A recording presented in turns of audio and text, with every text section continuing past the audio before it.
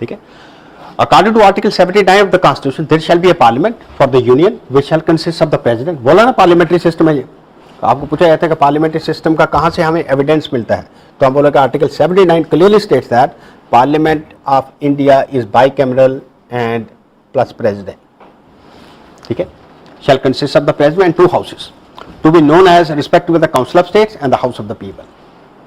ठीक है, Council of State means Rajya Sabha and House of the People means Lok Sabha.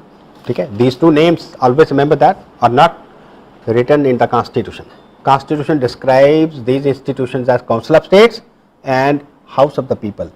Hindi name Lok Sabha and Rajya Sabha were given by the first chairman of Rajya Sabha, Dr. S. Radhakrishnan. Hindi नाम उन्होंने दिए थे जब राज्य सभा लोक सभा कहा था इनको, इज एक्चुअली 1954 में। ठीक है, ये कभी का आपको क्वेश्चन पूछेगा, S Radhakrishnan right became instrumental in giving the names as Rajya Sabha and Lok Sabha by these two houses. ठीक है, याद रखना बड़े इंपॉर्टेंट फंक्शंस। पार्लियामेंट अगर आपने फंक्शनिंग्स की समझ गई, आदि इकोनॉमिक समझ, financial system of the country you won't be able to understand unless you have thorough understanding of parliament and its functioning. Money bills, सारा फाइनेंशियल सिस्टम मनी बिल्स पे based है। मनी बिल्स आपको तभी समझ आएंगे जब आपको पार्लियामेंट के प्रोसीजर के बारे में पता होगा। Financial system is based on money bills, right. Budget पेश होता है ना, सारी इकोनॉमिक बजट पे चलती है, right. Ultimately who is the authority, right, which eventually passes the budget? It is the parliament.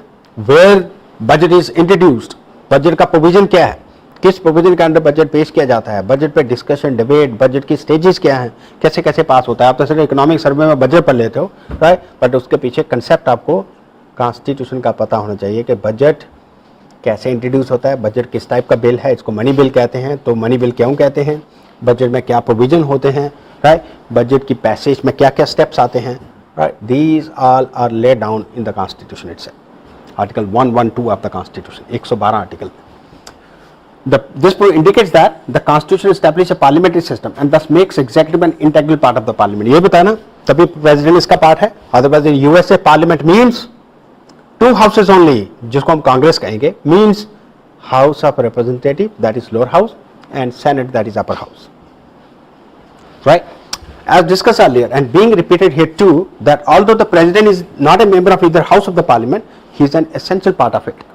ठीक है, he not only summons the two houses of parliament and dissolve the house of the people, but also gives his assent before any legislation can take effect. ठीक है, no bill can become a law unless president give his assent to that. जब तक president साहब sign नहीं करते तब तक कोई भी कानून लॉ की शेप नहीं ले सकता, फोर्स में नहीं आएगा। ठीक है, it comes into force immediately, right, when the president put his signature there on. ठीक है, ऑन दिस डेट वो लॉ फोर्स में आ जाता है। एग्जैक्टली, ठीक है, उसी वक्त प्रेसिडेंट के पास कुछ ऑप्शंस हैं कि अगर वो वीटो करना चाहता है, राइट, तो उसके पास एक किस्म की सस्पेंसिव वीटो है। He can refer, right, the bill back to the parliament, right, for reconsideration, raising the objections which he has about that bill, कि ये बिल में ये ऑब्जेक्शंस हैं, इनको रेक्टिफाई करो। ठीक है, although it does not happen generally, but it does not mean that president के पास पावर नहीं है। ही एक्सरसाइज्ड इन 2006, मैंने बात की थी, right, when APJ sent a bill back to the parliament for reconsideration.